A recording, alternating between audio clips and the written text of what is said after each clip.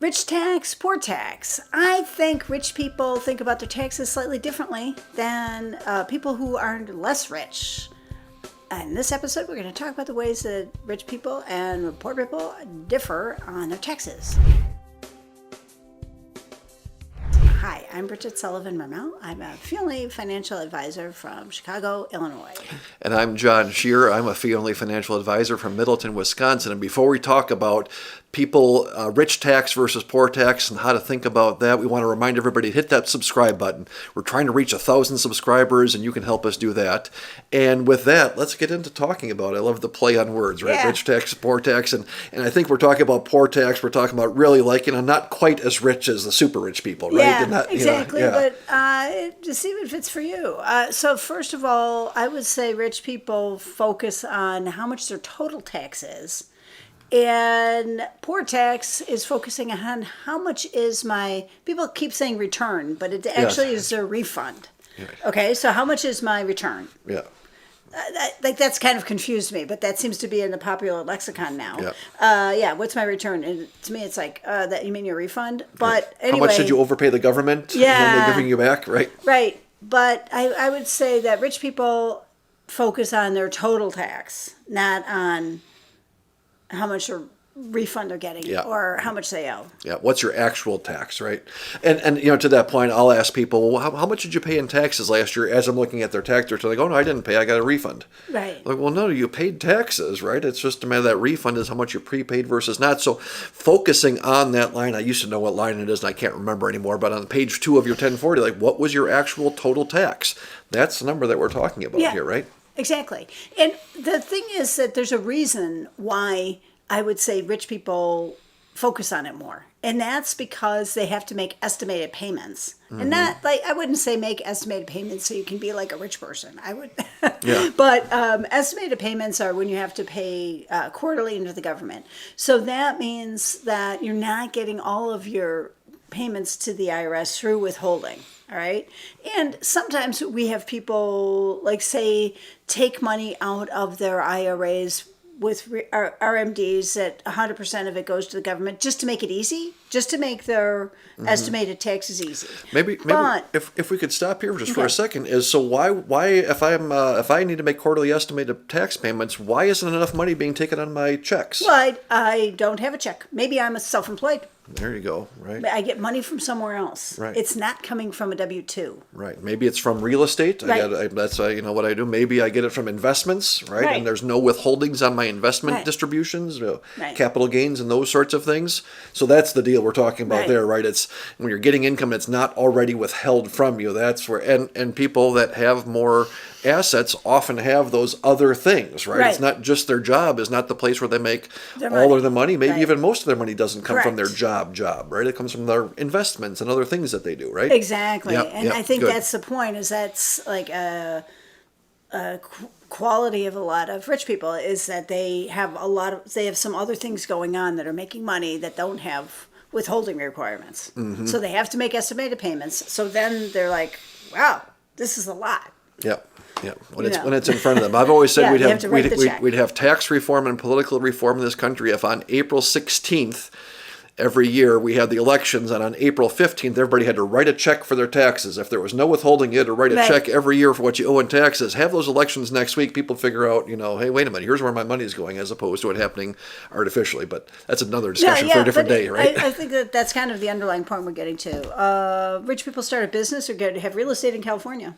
I'm joking about California, my friends in California, but I would say that that's part of it, is that often people who are rich have their own businesses.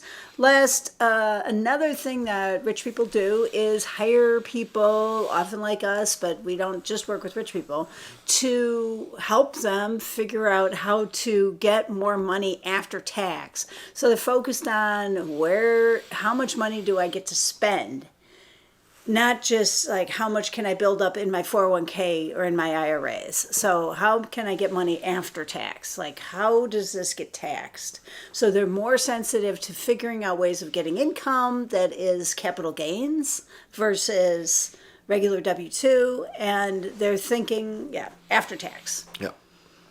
Yeah, no, I think say that yes. I think that that's exactly right. And you know, one of the things I always think about as we have our conversations here, Bridget, is how does this apply? Like, what are there takeaways? And not every conversation has takeaways on things, but one of the things I hear about this, or I'm thinking as we have this conversation, is that being mindful of the dollars. I really appreciate that type of the conversation. It's not about what kind of refund I get, and it's not exactly even about saving taxes. It's about, how do I maximize my dollars or minimize the dollars that go to the government?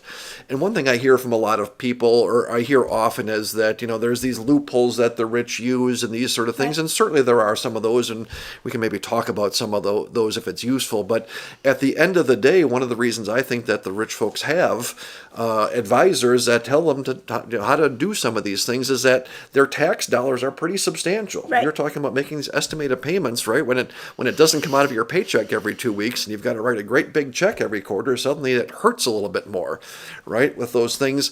And when there's more zeros in the tax dollars, trimming a little bit here and there makes a bigger difference. And one of the things we talk about this, at least in our practice, I'm sure you do too, with people when they're saving money in CDs and things like that, and you go, well, geez, this bank's got 5.2 and that bank's got 5.3, and where's the best place to have my money? And not to say it's not important, because it is. But listen, when you've got $10,000 in a CD, the difference between 5.3 and 5.2 is like $30 a year. Right. I mean, not nothing, right? If I see $30 on the ground, I'll pick it up. But also, golly, I'm not going to do hours worth of work in order to save $30 sort of thing.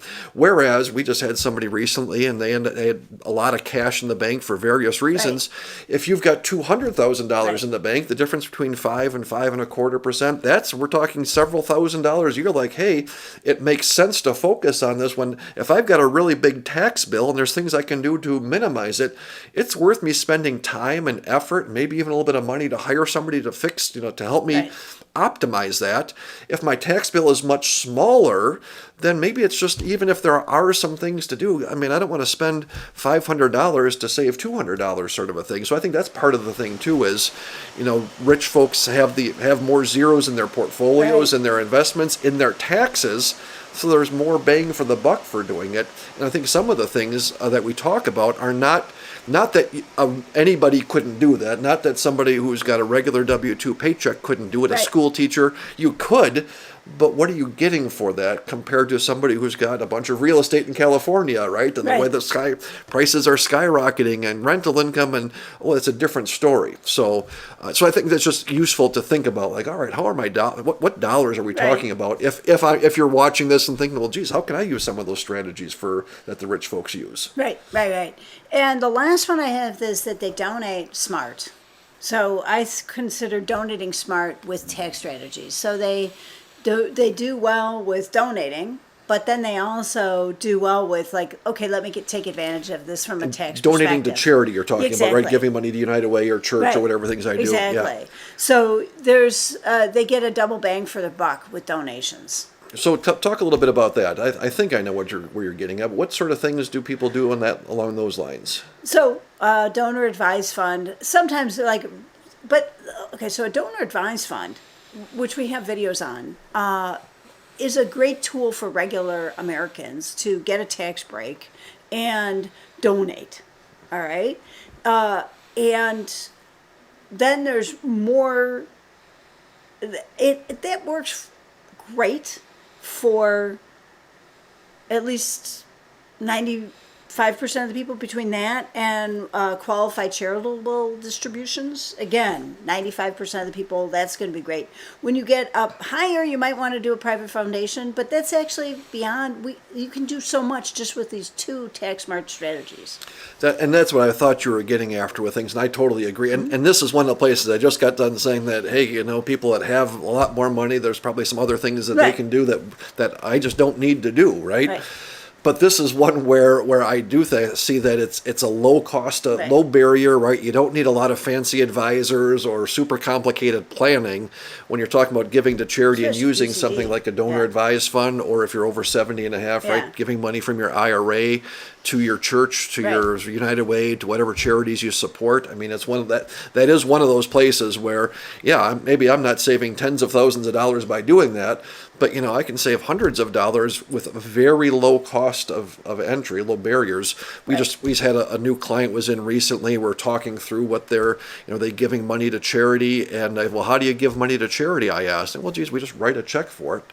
And they had some investments that have gone up, right? And it wasn't $10 million worth of investments, but if you have something that's gone from 1,000 to 10,000, right? You've had a good experience.